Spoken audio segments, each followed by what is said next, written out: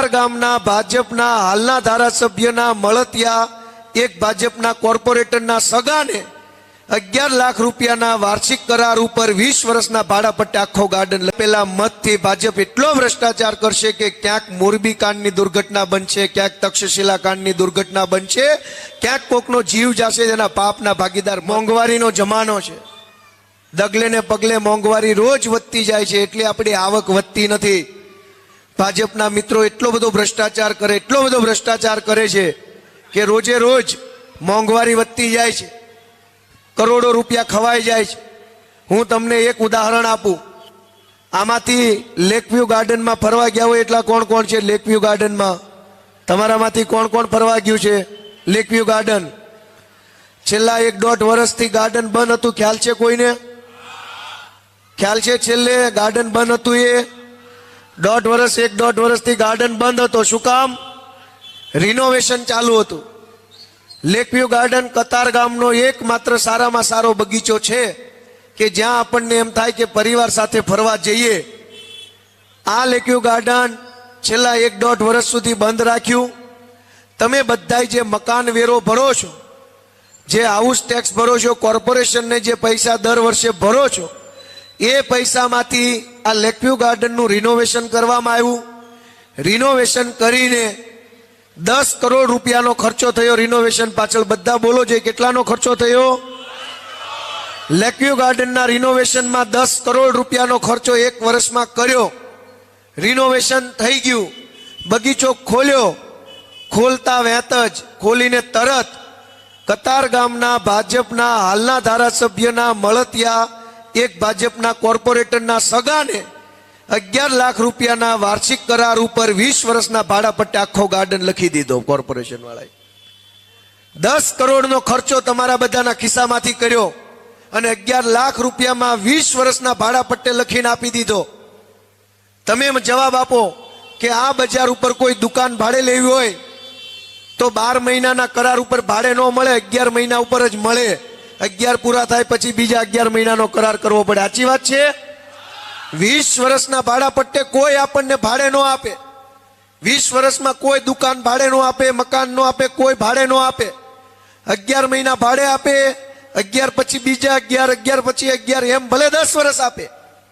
એક સાથે 20 વર્ષ કોઈ ભાડે ન આપે. 10 કરોડ રૂપિયાનો ખર્ચો પબ્લિકના પૈસામાંથી કર્યો. 11 લાખ રૂપિયામાં ભાજપના ધારાસભ્યના નજીકના કોર્પોરેટરના નજીકના વ્યક્તિને આપી દીધો. તમે વિચાર કરો કે ભાજપને મત આપ્યા પછી તમારા બાળકોને શું મળ્યું? તમારા બાળકોને એક સારી સ્કૂલ ન મળે, તમારા બાળકોને એક સારી આંગણવાડી ન મળે, એક સારું દવાખાનું ન મળે, અને તમે ભાજપને મત આપો એનાથી ભાજપના માણસોને આખા ગાર્ડન મફતના ભાવે મળી જાય છે.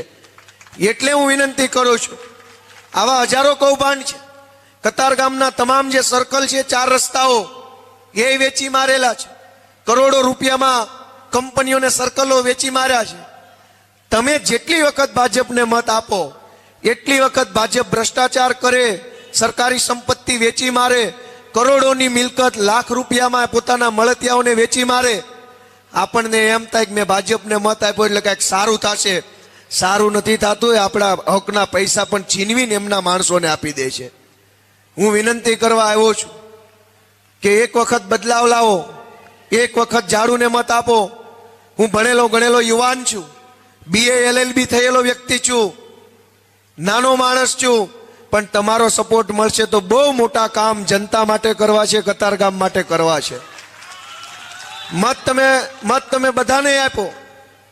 હજુ એક વખત કદાચ તમારું મને એમ કે ભાજપને દેવો છે, તમે દેશો, પણ તમે આપેલા મતથી ભાજપ એટલો ભ્રષ્ટાચાર કરશે કે ક્યાંક મોરબી કાંડની દુર્ઘટના બનશે, ક્યાંક તક્ષશિલા કાંડની દુર્ઘટના બનશે, ક્યાંક કોકનો જીવ જશે. જેના પાપના ભાગીદાર મત આપવાવાળા વ્યક્તિ તરીકે આપણે બનીશું. આપણે પાપના ભાગીદાર ન બનીએ. લેકવ્યુ ગાર્ડન 11 લાખ રૂપિયામાં વેચી માર્યો. આપણી પાસે રૂપિયા નથી. સારવાર કરાવી હોય પરિવારના કોઈ સ્વજનની તો આપણે 100 વખત વિચારીએ કે કયા દવાખાને લઈ જાઓ તો ઓછા રૂપિયામાં સારવાર થાય. બાળકને સ્કૂલે બેસાડવો હોય તોય વિચારીએ કે કઈ સ્કૂલે બેસાડું તો 5 રૂપિયા ઓછા ભરવા પડે. આપણી પાસે પૈસા નથી ને આ લોકોએ આપણા જ મતથી આપણને લૂંટી લૂંટીને કરોડો રૂપિયા બનાવ્યા છે ને એ જ રૂપિયા ચૂંટણીમાં પાછા ચૂંટણી જીતવા માટે વાપરે છે.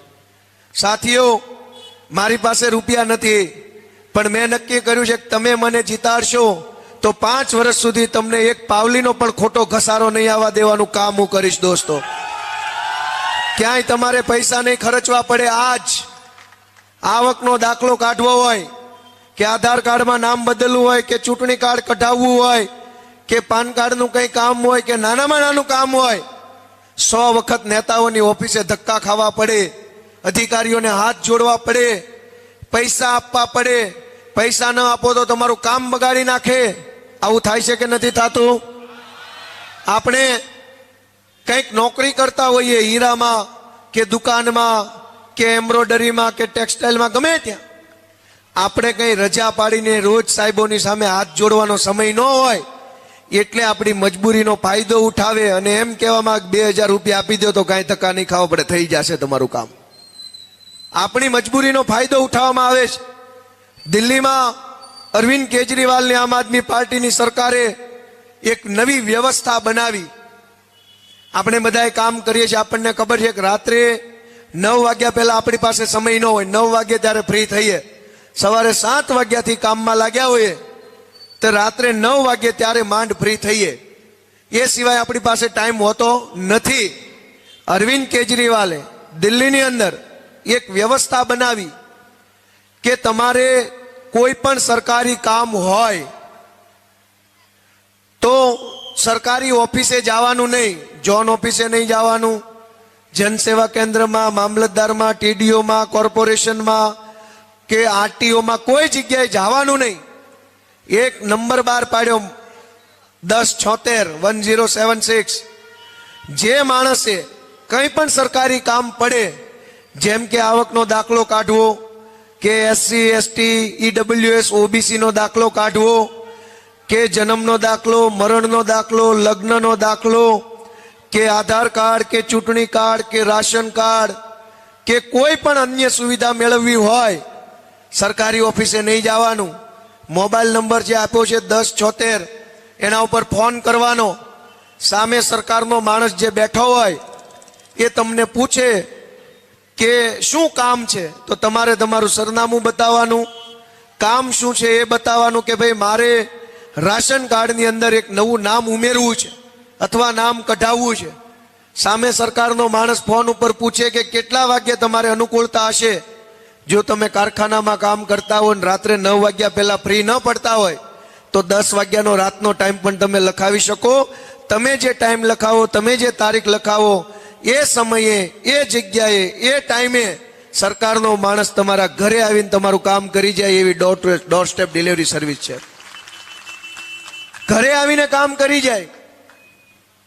દિલ્હીમાં એક વખત આમ આદમી પાર્ટીને જનતાએ મત આપ્યા, ઈમાનદાર પાર્ટીને મત આપ્યા, ભણેલા ગણેલા માણસોને મત આપ્યા તો એક જ વખતમાં જનતાને લાઈનમાં ઉભા રહેવામાંથી છુટકારો, ધક્કા ખાવામાંથી છુટકારો, લાંચ આપવામાંથી છુટકારો, ઘરે બેઠા કામ થઈ જાય એવી હોમ ડિલિવરી સિસ્ટમ જનતા માટે અરવિંદ કેજરીવાલે ચાલુ કરી. અહીંયા 27 વર્ષથી આપણે લાઈનમાં ઉભા રહીએ છીએ. ક્યારેક દાખલા માટે લાઈનમાં, ક્યારેક સહી કરાવવા લાઈનમાં, ક્યારેક અહીંયા લાઈનમાં, ક્યારેક ત્યાં લાઈનમાં. આ વખતે મારી વિનંતી છે કે આ વખતે એક વખત ઝાડુ દબાવવાની લાઈનમાં ઉભા રહ્યો પછી 5 વર્ષ કોઈ લાઈનમાં નહીં ઊભું રહેવું પડે.